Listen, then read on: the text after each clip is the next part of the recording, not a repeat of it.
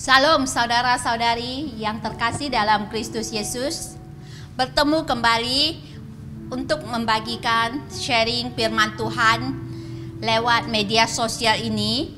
Masih dalam masa PKP minggu yang ke-9. Walau bagaimanapun keadaan kita tetap bersyukur dan berterima kasih kepada Tuhan karena kebaikannya dan kasih-Nya dalam kehidupan kita. Ada satu istilah yang mengatakan homo homini lupus, yang artinya manusia menjadi serigala terhadap yang lain. Dengan kata yang lain, manusia itu menjadi mangsa bagi manusia yang lain. Hidup dalam dunia ini selalu ada persaingan, pertentangan. Ini sudah terjadi sejak zaman dahulu kala, tanpa henti dari satu generasi menuju ke generasi yang lain. Kalau persaingan itu dilakukan dengan cara yang positif, maka menghasilkan persaingan yang sehat. Tapi kalau persaingan itu dilakukan dengan cara yang tidak sehat, maka akan timbul iri hati, timbul fitnah, bahkan mungkin mereka akan saling membunuh. Contohnya dalam Alkitab Perjanjian Lama kehidupan Daniel.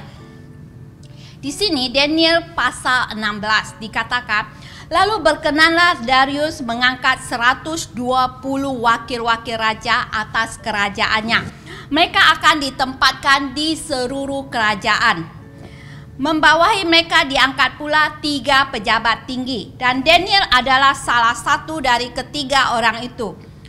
Kepada mereka lah para wakil-wakil raja harus memberi pertanggungan jawab supaya raja jangan dirugikan. Maka Daniel ini melebihi para pejabat tinggi dan para wakil raja, karena ia mempunyai roh yang luar biasa.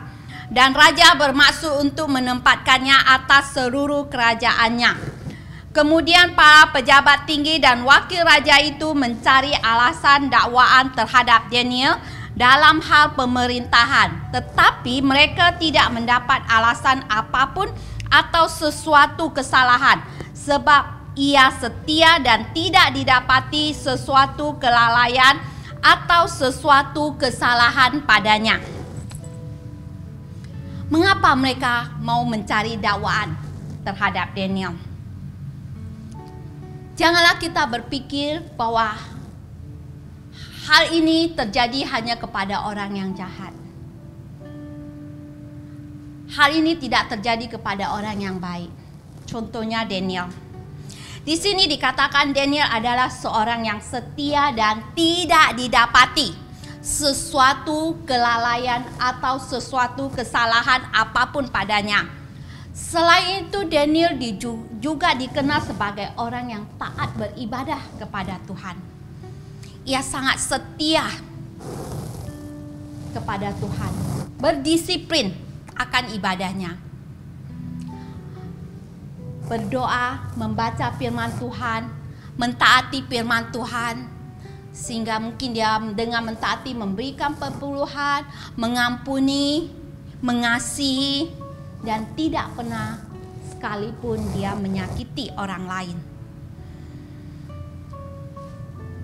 Ini dapat dibuktikan dengan perkataan orang-orang itu. Dikatakan di sini kita tidak mendapat suatu alasan dakwaan terhadap Daniel kecuali dalam hal ibadahnya kepada Allahnya. Tapi karena iri hati, mereka mencari alasan dakwaan terhadap Daniel dengan tujuan untuk menyingkirkan dan menjatuhkan Daniel. Inilah kenyataan di dunia ini. Tapi kita lihat bagaimana reaksi Daniel. Demi didengar Daniel bahwa surat perintah itu telah dibuat, pergilah ia ke rumahnya. Dalam kamar atasnya ada tingkap-tingkap yang terbuka ke arah Yerusalem. 3 kali sehari ia berlutut berdoa serta memuji Allahnya, seperti yang biasa dilakukannya.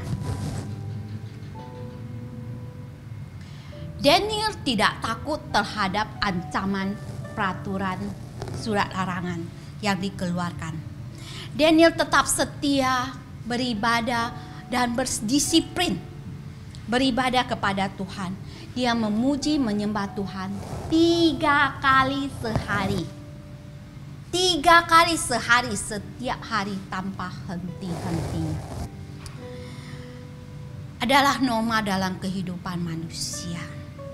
Kita menghadapi banyak masalah, penderitaan, kesulitan, cabaran atau tantangan. Mungkin ada yang suka dengan kita dan juga ada yang tidak suka dengan kita.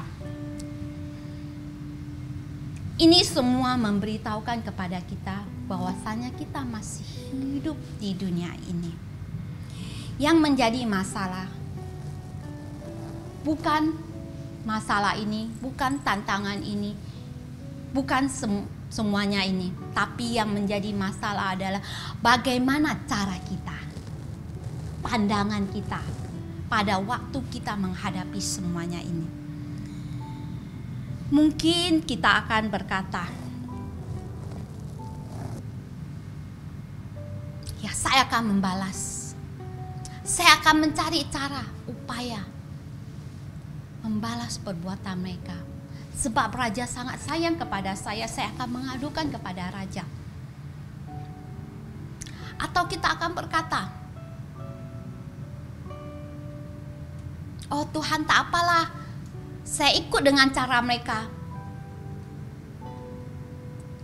Saya akan bekerja sama dengan mereka. Mungkin saya akan menyembah berhala mereka. Karena surat larangan yang dikeluarkan adalah tidak boleh menyembah kepada Allah lain, hanya kepada Raja Darius. Mungkin untuk menjaga posisinya, Daniel boleh mengatakan, sangat sayang kalau posisi saya yang sudah begitu tinggi, hanya gara-gara hal ini saya dilucutkan dari posisi saya. Tak apa, Tuhan tahu saya hanya menyembah, tapi saya tetap percaya. Saya tidak percaya kepada berhala mereka. Tapi ingat firman Tuhan yang mengatakan, janganlah kamu menjadi sama serupa dengan dunia ini, tapi berubahlah oleh pembaharuan budimu, sehingga kamu dapat membedakan manakah kehendak Allah, apa yang baik, apa yang berkenan kepada Allah dan yang sempurna. Markus 8 ayat 35, karena siapa yang mau menyelamatkan nyawanya, ia akan kehilangan nyawanya. Tapi barang siapa kehilangan nyawanya karena aku dan karena Injil, ia akan menyelamatkannya. Masalah dan tantangan dalam kehidupan bukanlah untuk menjatuhkan kita. Bukan untuk membuat kita goyah. Tapi masalah ini adalah untuk mendidik kita menjadi manusia yang lebih dewasa. Dewasa di dalam pandangan kita. Kemana arah dan tujuan kita? Itulah yang harus kita fokuskan. Jangan hanya mencari kesenangan dan nikmat di dunia ini saja. Karena semuanya ini tidak akan bertahan lama. Ini hanya sementara. Pernahkah kita berpikir tentang kehidupan kita di dunia yang akan datang?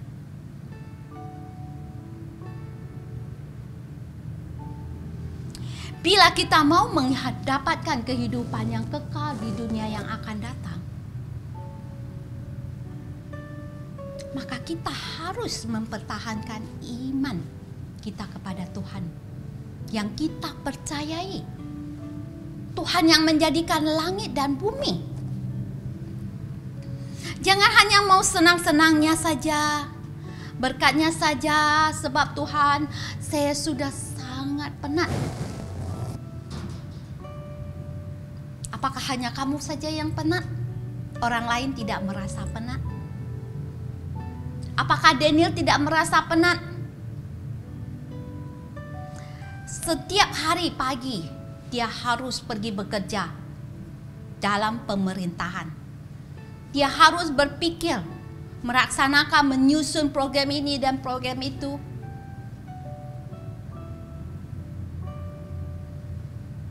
Dia boleh memiliki alasan untuk mengatakan pekerjaan saya sangat banyak. Saya sangat sibuk. Saya tidak memiliki waktu untuk beribadah kepada Tuhan. Daniel boleh mengatakan demikian. Tapi Daniel tidak melakukannya. Tapi dengan setia dan dengan tetap berdisiplin, 1 hari 3 kali. 3 kali dia lakukan. Dia datang, naik ke atas bumbung, menghadap ke Yerusalem, berdoa kepada Tuhan. Seperti yang biasa dia lakukan. Bukan hanya 1 kali, tapi seperti biasa yang dia lakukan. Pada waktu ada masalah, ya, kita jangan hanya mengatakan, Tuhan, di mana Engkau? Tuhan, tolong saya. Mengapa Engkau belum datang menolong saya? Tuhan ini dan Tuhan itu. Kita banyak berteriak kepada Tuhan. Memangnya Tuhan berhutang kepada kita? Di mana letak kesetiaan kita, disiplin kita kepada Tuhan? Apakah kita sama seperti Daniel, setia, berdisiplin melakukannya? Dalam gereja kita hanya seminggu sekali beribadah. Setelah itu mungkin ada kelompok sel, kelompok doa. Mari kita bertanya kepada diri kita sendiri. Apakah saya sudah dengan setia melakukannya? Atau apakah saya sangat sibuk sekali? Kita memiliki alasan ini dan alasan itu. Saudara-saudariku, mari kita bertobat. Sadari, bukan hanya engkau saja yang sibuk, kita semua sibuk. Tapi mari kita belajar berdisiplin dengan menyediakan waktu kita untuk datang beribadah kepada Tuhan. Tuhan itu tidak jauh. Dia hanya sejauh napas kita.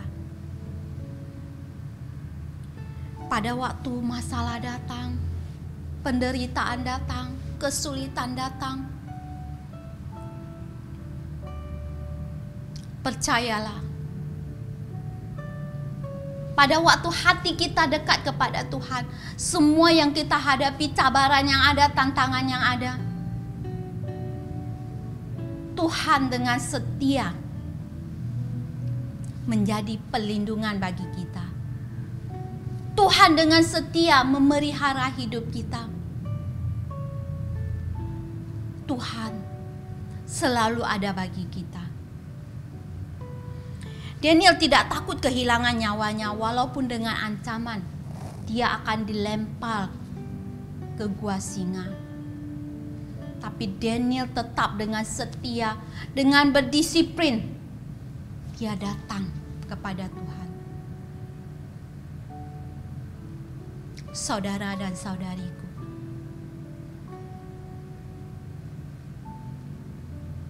mungkin kita juga berkata, saat ini lagi PKP, saya tidak dapat datang beribadah ke gereja. Tapi ingat saudara-saudariku, inilah saatnya. Gereja bukan hanya satu bangunan, tapi gereja itu ada di dalam hati kita. Ibadah kita adalah sejauh hati kita, doa kita, mulut kita datang kepada Tuhan.